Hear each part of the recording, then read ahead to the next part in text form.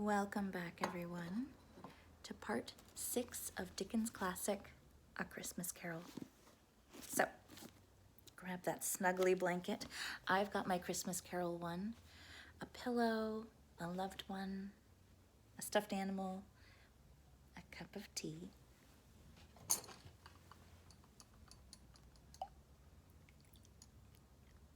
and get ready as we continue into Stave 2 of Dickens' classic, Christmas Carol. The spirit touched him on the arm and pointed to his younger self, intent upon his reading. Suddenly, a man in foreign garments, wonderfully real and distinct to look at, stood outside the window, with an axe stuck in his belt and leading an ass laden with wood by the bridle. "Why, it's Ali Baba!" Scrooge exclaimed in ecstasy. "It's dear old honest Ali Baba. Yes, I know. One Christmas time, when yonder solitary child was left here all alone, he did come, for the first time, just like that. Poor boy. And Valentine," said Scrooge. "And his wild brother Orson. There they go.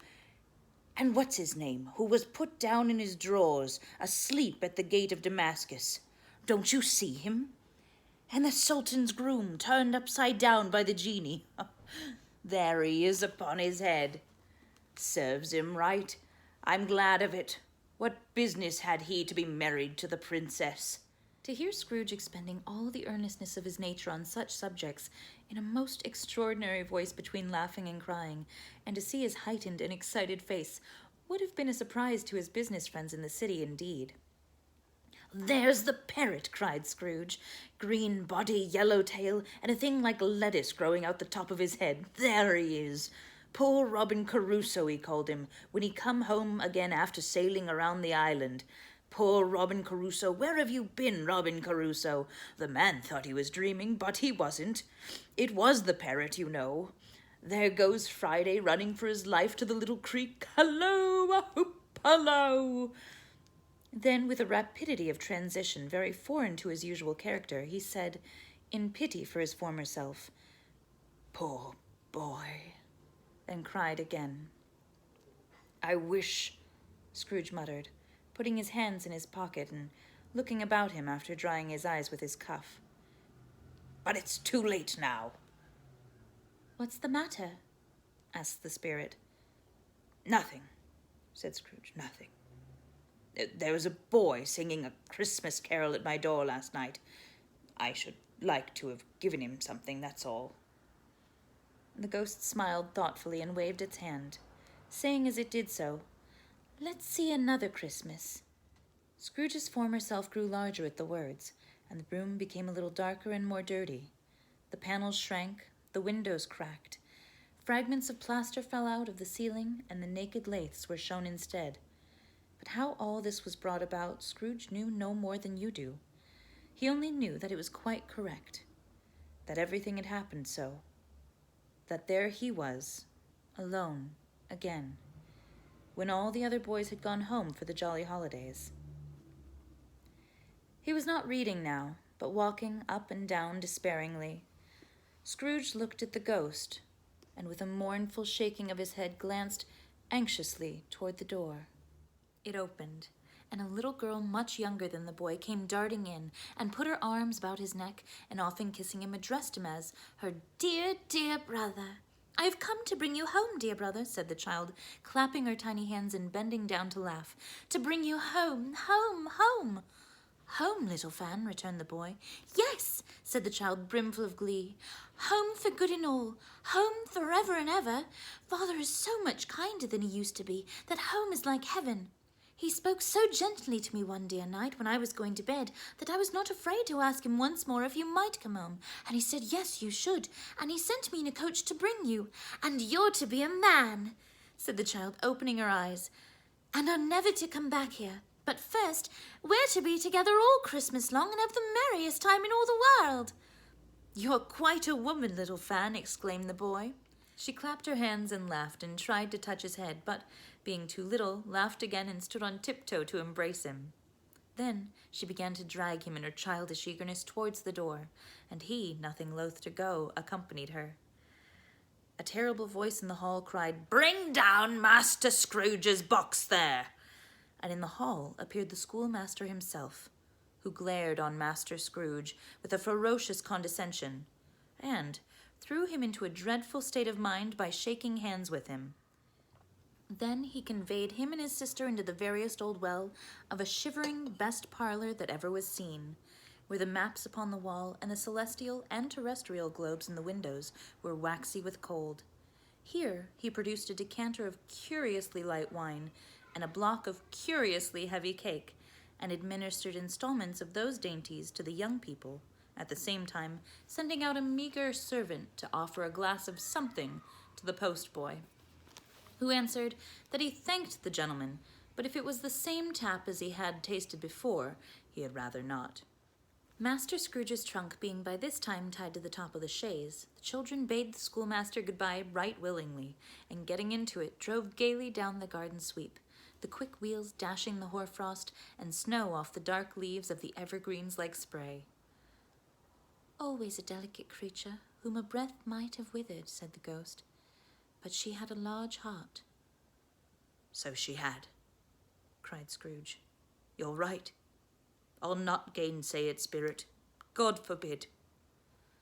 "She died a woman," said the ghost, "and had, as I think, children." "One child," Scrooge returned. "True," said the ghost. "Your nephew." Scrooge seemed uneasy in his mind, and answered briefly, "Yes." Although they had but that moment left the school behind them, they were now in the busy thoroughfares of a city, where shadowy passengers passed and repassed, where shadowy carts and coaches battled for the way, and all the strife and tumult of a real city were. It was made plain enough by the dressing of the shops that here too it was Christmas time again, but it was evening, and the streets were lighted up.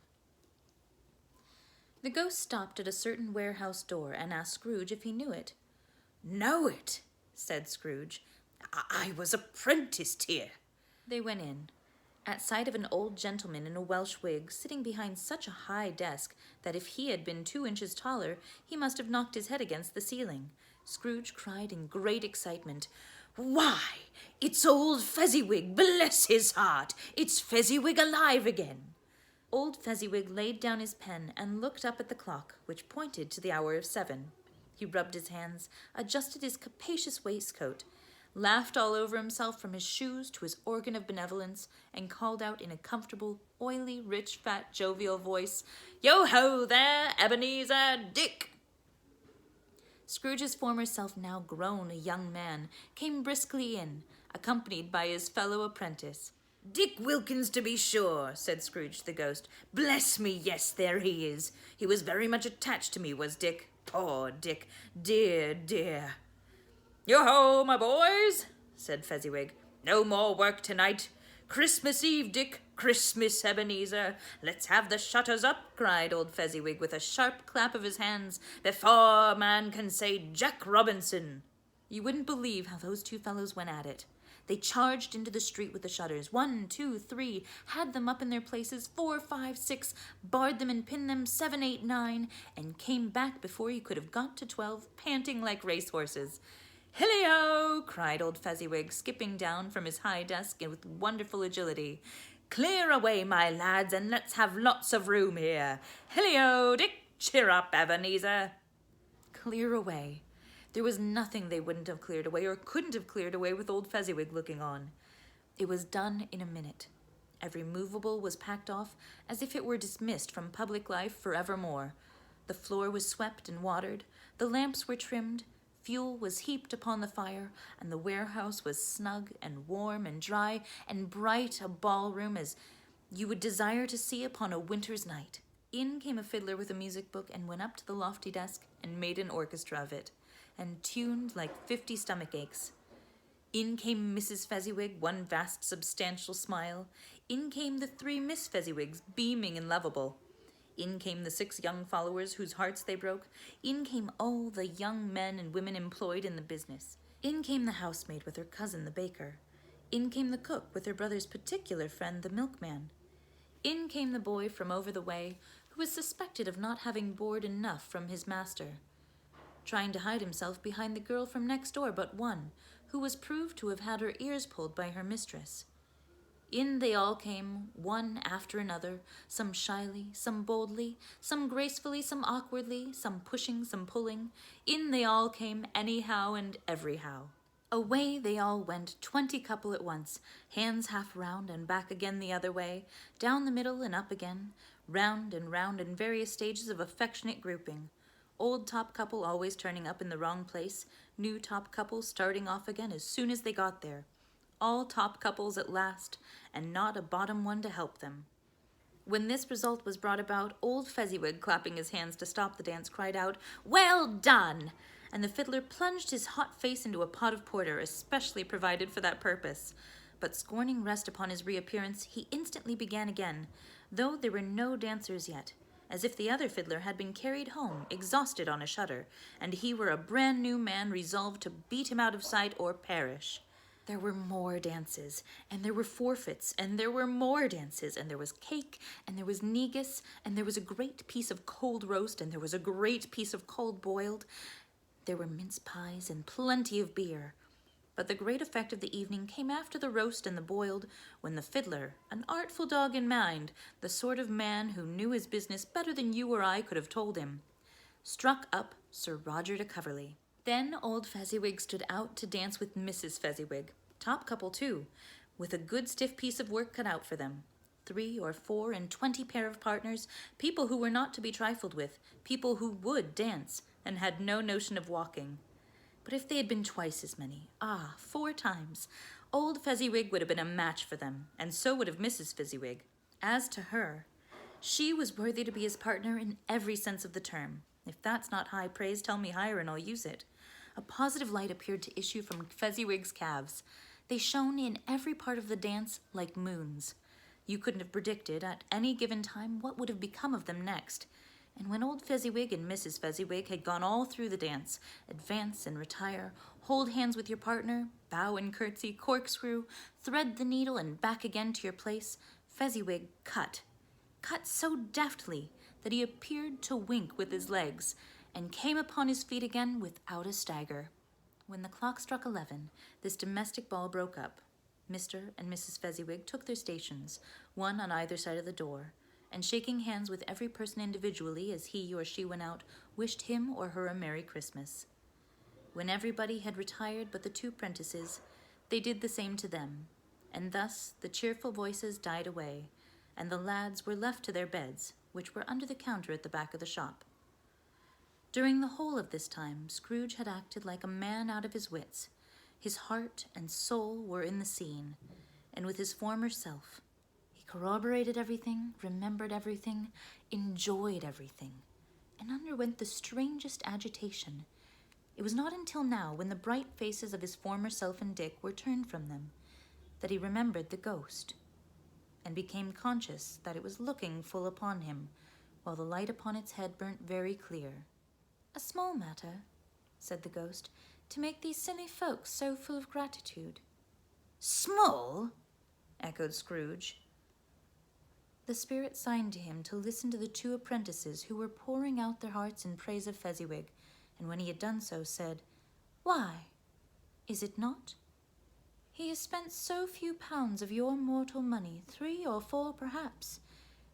Is that so much that he deserves this praise?" "It isn't that," said Scrooge, heated by the remark and speaking unconsciously like his former, not his latter self. "It isn't that, spirit. He has the power to render us happy or unhappy, to make our service light or burdensome, a pleasure or a toil. Say that his power lies in his words and looks, in things so slight and insignificant that it is impossible to add and count them up. What then? The happiness he gives is quite as great as if it cost him the fortune." He felt the spirit's glance and stopped. "What's the matter?" asked the ghost. "Nothing particular," said Scrooge. Something, I think, the ghost insisted. No, said Scrooge. No. I should like to be able to say a word or two to my clock just now, that's all. His former self turned down the lamps as he gave utterance to the wish, and Scrooge and the ghost again stood side by side in the open air.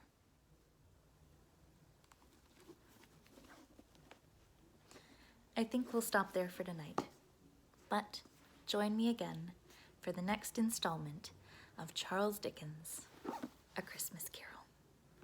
In the meantime, cheers.